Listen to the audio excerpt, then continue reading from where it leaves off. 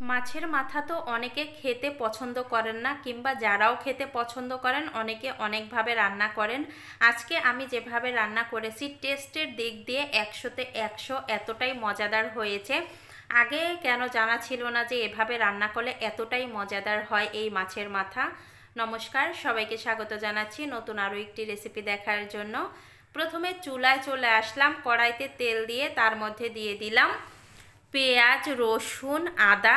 এগুলো আমি আগে থেকে কেটে রেখেছি, সেগুলো আমি ভাজি করে নিব। যখন এগুলো একটু হালকা ভাজি হয়ে গেছে তারপরে এখানে দিয়ে দিলাম বড় সাইজের একটা টমেটো, আমি ছোট করে কেটে নিয়েছি। এই 3-4টা উপকরণ যখন ভাজি হয়ে যাবে তখন আমি এখানে দিয়ে দিলাম ধনিয়া বিচি। ধনিয়া বিচিগুলো দিয়ে আমি আবারও কিছুক্ষণ কষিয়ে নিব। এরপরে আমি দিয়ে দিলাম জিরা। এখন এই জিরাটা দেওয়ার পরে সবগুলো উপকরণ আমি ভালোভাবে কষিয়ে নিব, মানে ভাজি করে নিব। আমি 4 থেকে 5 মিনিটের মতো সবগুলো উপকরণ ভাজি করেছি। এবার নামিয়ে পাটায় বেটে নিব আমি। এদিকে আমি মাছের মাথা নিয়েছি দুটো মাছের মাথা কেটে আমি এতগুলো করে নিয়েছি।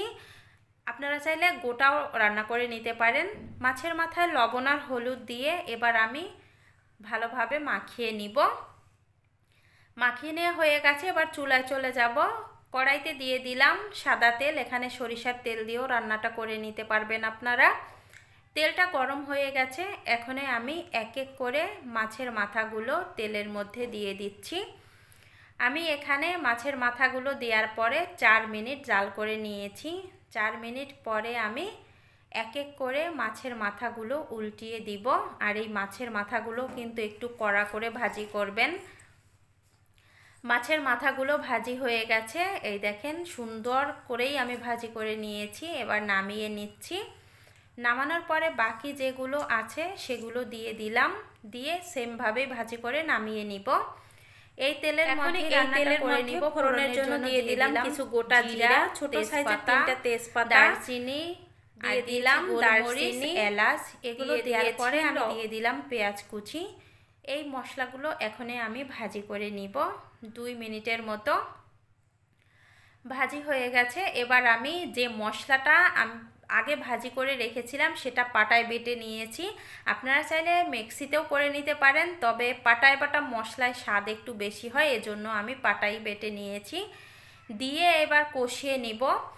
আমি এই মশলাটা যেহেতু আগে থেকে কষিয়ে নিয়েছি, বেশি কষানো লাগবে না। তাও এখন একটু দিয়ে দিলাম জল, যেহেতু আমি মরিচের গুঁড়া, হলুদ গুঁড়া দেবো, এজন্য একটু জল দিয়ে তারপরে দিয়ে দিলাম হলুদ গুঁড়া, কাশ্মীরি লঙ্কার গুঁড়া আর ঝাল লঙ্কার গুঁড়া দিয়ে দিলাম। কাশ্মীরি লঙ্কা দেওয়ার কারণে কালারটা খুব সুন্দর আসবে। সবগুলো উপকরণ দিয়ে এবার মশলাটা আমি আরেকটু কষিয়ে নিয়েছি। মশলাটা কষানো হয়ে গেছে, দেখেন তেল ছেড়ে দিয়েছে। আর এই যে এভাবে রান্না করলে গ্রেভিটা অনেক অনেক বেশি মজার হয়। এই তো আমি মাছের মাথাগুলো দিয়ে এবার এই মশলার সাথে একটু নেড়ে চেড়ে হালকাভাবে একটু কষিয়ে নিব। বেশি কষানোর দরকার নাই, আর বেশি নাড়তে যাবেন না, তাহলে ভেঙে যাবে। এখন আমি এখানে দিয়ে দিব জল। জলটা দেওয়া হয়ে গেছে, এবার দিয়ে দেব স্বাদমতো লবণ। স্বাদমতো লবণ দিয়ে আমি ঝোলটা ফুটিয়ে নিয়েছি। এবার হচ্ছে ঝোলটা একটু শুকিয়ে নিব। এই তো রান্নাটা আমার হয়ে গেছে, ঝোলটা শুকিয়ে গেছে দেখেন। এখন আমি চুলা থেকে নামিয়ে নিব। অনেক অনেক বেশি মজার হয়েছিল।